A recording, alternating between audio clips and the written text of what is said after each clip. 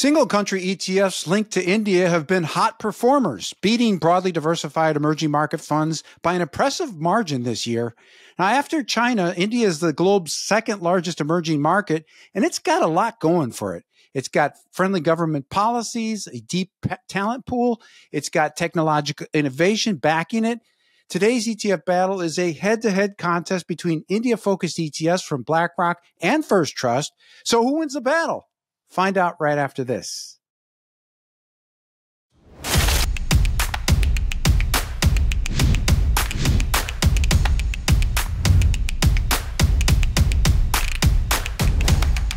You're watching ETF Battles. I'm Ron DeLegge, and this is Season 5 of our original series. And I hope everyone's 2024 is going well. Be sure to subscribe to ETF Guide TV and like us if you've been enjoying our programs. You can also watch our shows like this one on major streaming platforms beyond YouTube, like Apple TV and Amazon Fire. If there's an ETF contest or battle you'd like to see, send me your ETF ticker symbols in the comment section below or on our X feed at ETF Guide. Don't forget to visit the description section below. I've got links to our program judges. Get in touch. I've also got links to our program sponsor, Direction. And finally, we've got viewer resources with download links to lots of good stuff, including free ebooks, etc. So do check it out. So today's audience requested ETF battle is from a user named Hermes8258, and it's between stock funds from India. We've got INDY from BlackRock going up against NFTY from First Trust. Thank you so much, Hermes, for this excellent ETF battle suggestion, with India-linked ETFs being top performers. I do think that this is excellent timing on your part, so we appreciate the battle suggestion. So judging today's matchup is a duo extraordinaire. We've got Mike Akins with ETF Action and Tony Dong, an independent ETF analyst. Guys, welcome back. Great to see you both. Thank you, Ron. It's great to be here, Ron. Thanks for having me. So our four battle categories are cost, exposure, strategy, performance, and then the mystery category. That's where you can decide on a certain factor or maybe multiple factors that you feel are crucial to today's contest. Our judges can also nominate wildcard ETFs if they feel there's better choices elsewhere or opt for split decisions. I'll be doing the scorekeeping, and at the end of the show, we will declare an overall winner. Keep in mind, none of the battle outcomes are ever predetermined or known in advance by myself or our judges. So let's kick things off with the first category, cost. Tony, please get us started. So as with all emerging market ETFs, and especially the single country ones, neither of these are particularly cheap. So in terms of raw expense ratios, INDY comes in at 89 basis points or 0.89, whereas NFTY is slightly cheaper at 0.8. But we need to look beyond the expense ratios to consider the total cost of ownership. And one thing you need to factor in when you're trading these ETFs is the bid-ask spread. So as a BlackRock product, INDY has substantially higher volume and assets under management, and we see that translate to a more narrow 30-day median bid-ask spread of 0.12%. Whereas NFTY, well, it's not nearly as liquid. Its 30-day median bid-ask spread is actually 0.45, or almost 4 times as large. So in terms of overall cost of ownership, I will have to give it to INDY from iShares. That's a strong start. Thank you, Tony. Mike, you're up next. How do you see it when it comes to cost? Yeah, I think Tony checked all the key boxes there. I agree that from a total cost perspective, INDY is a little cheaper because of the superior bid-ask spread. The one thing I would note kind of broadly on that is just throw out a wild card. There is one product that jumps out as ridiculously cheap in this category, and that is FLIN. It's 0.19%, so 19 basis point, which is 75% cheaper than the category average in the space. It has significant liquidity and AUM. So if you're looking for broad-based exposure in a cheapest format, the Franklin product, FLIN, would be something to consider. A lot of other considerations that we're going to walk through as we go along, but just thought I'd throw that in there as a wild card because I know you love them, Ron. Excellent. And to get them this early in the episode is definitely a bonus. We appreciate that, Mike. That takes us next to exposure strategy. This is where we really get into the nitty gritty of what the actual investment strategy of each of these ETFs is. So Mike, you're still up. Break it down for us. Yeah, so both of these strategies track the exact same 50 stocks. They're tracking the 50 largest stocks inside of India. The difference is one is a market capitalization weighted index, the other is equal weight. So you're going to have some significant differences in the makeup of the portfolio when you look through to sectors, when you look through to industries, when you look at the weighted average of the market capitalization of the portfolios. And it's not quite as extreme as that you see between like a weighted cap US and strategies like SPY versus RSP, because India doesn't have as big a mega cap companies, but it is still material, and it changes the dynamics of the portfolio.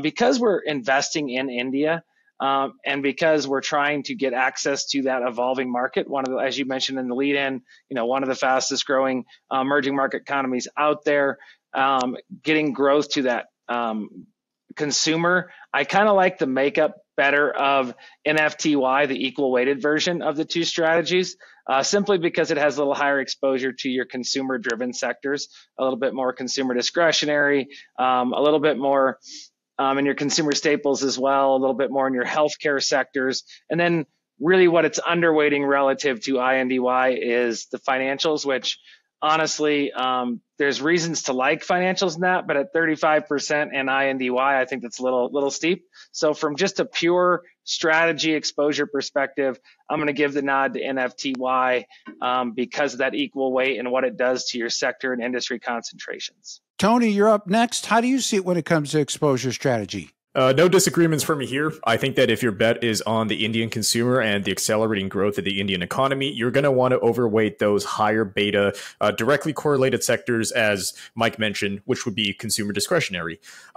Normally, I really don't like equal weighted funds because I think it's a very arbitrary way to weight companies, right? A lemonade stand would theoretically be the same size as Apple in an equal weighted company. But as Mike noted, this is the Nifty 50. The 50 stocks here are already the largest. So when you equal weight them, it doesn't lead to those big discrepancies that you would get if you equal weighted the S&P 500. But my wild card here that I like to throw in is a fundamentally weighted one that comes from Wisdom Tree, which we all know is very famous for their dividend and fundamentally weighted strategies. The fund is called EPI. It comes in at an 85 basis point expense ratio, and the index tracks weights companies by their net income. So it only includes companies that are profitable and can be purchased by foreign investors. And once again, it's weighted by earnings, which the index defines as net income. So it's not market cap, it's not equal weight, it's a fundamentally weighted index by net income. Very good. I like it. Thank you very much, Tony. We got you down for your wild card, ticker EPI. That takes us next to performance. And Tony, you're still up. So which of these two ETFs stands out when it comes to performance? So I did a back test from 2014 to present, which is as far back as both of these will go. And in terms of raw performance, INDY outperforms NFTY with a annualized 9.17 total return versus 7.84. The volatility is similar at a standard deviation of about 18%.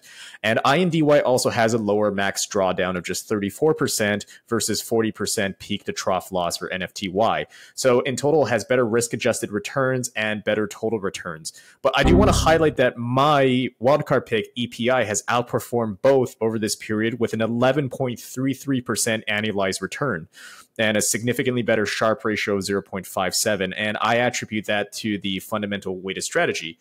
If I had to kind of hazard a guess as to why NFTY underperformed, well, the equal weighting methodology and the quarterly rebalancing kind of caps momentum a bit because you don't let those winners run. Every quarter, they sell the winners and they buy more the losers, which Peter Lynch said, is like trimming your flowers and watering the weeds. So I'm of the opinion that if you're going to do equal weighted, spread out the rebalancing cycle, but maybe semi-annually or even annually, because quarterly you're really capping those winners. Got you down again for EPI. Thank you very much, Tony. And love the Peter Lynch references, investing greats all day long. We don't want to water the weeds. Appreciate that again. Mike, you're up next. How do you see it when it comes to performance?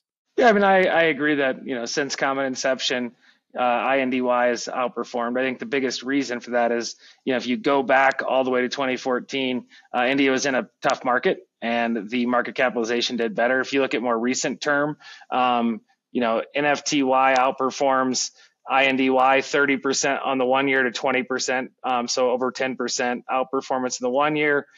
3 year annualized, it's almost 5% better, and then on the 5 year, it's almost 2% annualized better on NFTY. So if you're bullish on the market for India and you believe that stocks are going to continue to outperform, I do think taking a little more risk with that equal weight version is going to get you more return. But there is no free lunch in investing, and the same is true on the way down. I would expect if India reverses course and has a big correction, that NFTY will underperform INDY purely because of that market cap versus equal weight.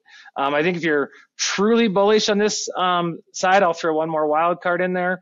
There is one small cap ETF out there that's outperformed everybody over these time periods, and that is the iShares small cap strategy. I forgot its name, ticker, there it is. So it's the iShares MSCI India small cap ETF, SMIN. I don't think it should be your primary focus in this category. It's going to be a lot more risk via your standard deviation. But if you're truly bullish on the economy of India, it stands to reason that small caps are going to get you a little more juice, and you might want to sprinkle a little bit of that small cap in there. So that's just another wild card for the story here. Very good. And so your choice between INDY and NFTY?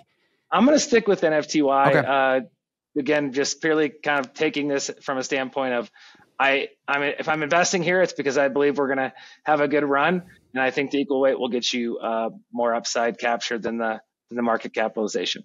Got it. Thank you, Mike. And my scorecard is running out of space. We have had wild cards galore on today's show. So kudos to our judges for doing such excellent research.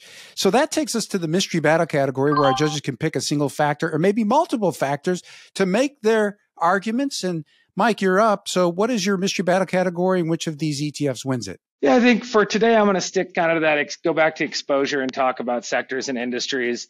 There's 15 ETFs out in the market that track India, that exclusively track Indian stocks. Some are a little more thematic in nature. Some are a little more sector in nature, but they all are exclusively focused on that India space. And there are some massive divergences across some of your major sectors. For example, some of the strategies have upwards of 35% in financials. Some of the others are more like 10, 15%. Discretionary ranges anywhere from a couple percent all the way up to 60% for the global India consumer. So there's a lot of thought processes when you look under the hood of these strategies that you should be thinking of. But one of the biggest in my mind is always thinking about sectors. What part of the economy are you trying to focus on? It's going to have such a big effect on your overall returns. Just looking here in the U.S., year over year, there's an average over the last decade, an average difference in top and bottom performing sector of over 30%. And that holds true globally as well. So I think the big mystery concept for me is understanding your sector weights. That brings me back to Nifty for this particular battle, because I like what that equal weighting does to the types of companies I'm owning and the ultimate exposure I have to the underlying GIC sectors within the Indian market. Very good. Thank you, Mike, for that analysis. Tony, you're up next. What is your mystery battle category, and which of these ETFs wins it? For me, it had to be index methodology. So normally fundamentally weighted indexes are more expensive than market cap weighted ones because there's more portfolio turnover and you need to license the more expensive index. In the case of these ETFs, aside from FLIN, which Mike mentioned, great Franklin Templeton product, by the way, very cheap. If I'm going to be paying 80 basis points for an emerging market equity ETF from India, I want something different than just market cap weighted exposure. And I don't want something that's just very arbitrary and simple, like equal weighting all 50 of the biggest stocks, right? I don't want that quarterly rebalancing drag on my returns. If I wanted to tilt small caps and mid caps, there's a much more efficient way to do it, like Mike mentioned, with a satellite ETF than equally weighting the top 50 biggest stocks. So for that reason, I'm going back to EPI. I'm a big believer in the fundamental indexing method behind Wisdom Tree and Jeremy Siegel, whose research drove a lot of this. And it's one of the best performing India funds out there. 4-star Morningstar rating out of 22 funds based on its risk-adjusted performance. What's not to love? All right. Well, our judges have made some strong arguments. The question is, which of these two ETFs, and it might be a wild card, wins today's battle? let's have them have the last laugh, so to speak. Tony, give it to us. Which of these ETFs is your overall winner? It's going to be EPI for me. I can't see a case for buying INDY when it costs 4 basis points more than EPI at 0.89, but all it does is giving you passive market cap weighted exposure. You're paying for, you're not getting your bang for your buck, to put it simply. And this is a personal gripe of mine. Some of you may feel different, but I just cannot see the logic behind equally weighting all the stocks in an ETF. It's the same as the NASDAQ index for me. Like, why would I pick my stocks based on what index they trade on? It's very arbitrary and doesn't have an economic basis. Whereas the whole fundamental indexing methodology is focused on these factors that do drive long-term equity returns. So in this case, growth in earnings or net income is a metric that, yeah, I want to sort my companies by, especially in a market that's growing like India. So your final winner is EPI. EPI from Wisdom Tree all the way. Thank you, Tony. Mike, your last chance to weigh in with your overall winner. Give it to us. Well, sticking to the battle, I'm going to stick with Nifty. I will take exception to the equal weight concept a little bit. I do believe there's true value in mean reversion. There's true value in equal weighting a broad index. Even if you take the S&P 500 that has been absolutely dominated by the mega caps. If you go back 20, 30, 40 years, equal weight still destroys the broader market capitalization. And it's just simply because you're participating further in the market and you're getting, a little bit more risk, a little bit more return over a full market cycle. That being said, I totally agree with Tony on kind of broadening out beyond the Nifty 50. I think there's better options in the space as far as the exposure of your portfolio. Personally, I don't have that big of a call on the methodology within the strategy. So if I wanted to overweight my exposure to India beyond what I'm getting in some broad-based emerging markets or international strategy already, I think I would go the long route, buy FLIN for 19 basis points and take my chances that benefit of being 50, 60, 70 basis points cheaper than these other strategies is going to pay long-term gains and just hold it that way. But with this strategy, I'm sticking with it. Nifty. I think in an up market, it's going to get you a little bit more bang for your buck on the head-to-head battle of INDY versus NFTY. Very good. And one last thing, Mike, you can choose FLIN if you feel strongly about a wild card, even though it wasn't originally on the battle scorecard. If you feel strongly about that over NFTY, that's perfectly fine. I don't want to sway you, but I'm just making you aware of that. So, well, I mean, if I would always pick in a broad-based strategy, I'd always take FLIN, but I'm kind of a rule follower, Ron. I kind of like the idea of having a winner between the battle that was given and respect your user's request. So on his request, I'm going NFTY. Okay. All right. Well, our judges have spoken, and according to my battle scorecard, I mean, our judges made some great arguments, and man, we had so many wild cards on today's program. I'm going to have to score this a split decision between EPI, Nifty, NFTY, and FLIN. Because, listen, our judges made their arguments, and they like, as Tony pointed out with EPI, that fundamental earnings weighting, which has delivered some strong and impressive historical returns. Also, pretty competitively priced when you think about what they're charging for that compared to just a straight market cap weighted index. So it is competitively priced. And even cheaper than that was our other wild card, which Mike brought up at the very beginning, FLIN from Franklin Templeton. So check out that ETF. And then, of course, Mike making his other arguments in favor of Nifty, NFTY. Great job to both of our judges, and also to our viewer, Hermes 8258, for recommending this particular battle suggestion. We appreciate that. If you've got a good matchup in mind that you'd like to see, send us your ticker symbols in the comment section below or on our X feed at ETF Guide. Great job to Tony and Mike for sharing your timely insights with today's showdown. Keep up the good work, and we look forward to seeing you on the next episode. Thanks, Ron. Pleasure, Ron. Appreciate it. I'm Ron DeLegge. Thanks for watching ETF Battles. We'll see you on the next episode.